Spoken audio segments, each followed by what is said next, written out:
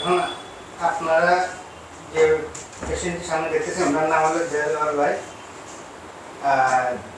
উনি কেসটা আমার জন্য একটা চ্যালেঞ্জিং কেস। দেখেন ওনার সামনে এই অংশটা শোটা নিয়ে আমি কাজ করবো। আমি যখন কাজ শুরু করছিলাম উনি ওনার সামনে শোটা নিয়ে খুব চিন্তিত। আলহামদুলিল্লাহ আমরা এখানে একটু সুন্দর করে ওনার মুখে দাঁত লাগাবো। ভাঙা দাঁতগুলোকে এমনভাবে ঠিক করা হবে যেন বোঝা না যায়। পুরো মুখের শেপে আমি ইনশাল্লাহ এখানে চেঞ্জ করে দেওয়ার ব্যবস্থা করবো। এটা আমার জন্য একটা চ্যালেঞ্জিং কেস, এই জন্য কাজ শুরু করার আগে কেসটা একটু আপনাদেরকে দেখানো।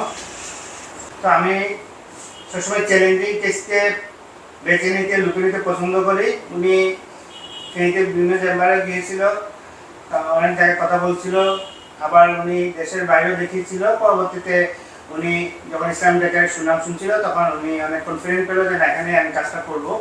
তো উনি যে আশা নিয়ে এসেছে ইনশাল্লাহ আমি চেষ্টা করবো ওনার এই কাজটা ওনার মন মতো করে দেওয়ার জন্য। এবং এই কাজটা যখন পরে শেষ হবে আমরা স্টেপ বাই স্টেপ ধাপে ধাপে সব কেসগুলো আপনাদেরকে শো করব এবং দিন শেষে একটা সুন্দর কেস আমি আপনাদের সামনে উপস্থাপন করব। আশা করতেছি আমার দেলোয়ার ভাইও যাওয়ার সময় খুশি হবে এবং আমি একটা মেটা স্যাটিসফ্যাকশন পাবো। কারণ কোনো রুগীকে যদি তার মন মতো সার্ভিস দিতে পারি তখন একজন ডক্টর হিসেবে এটাই আমার সার্থকতা। আসসালামু আলাইকুম।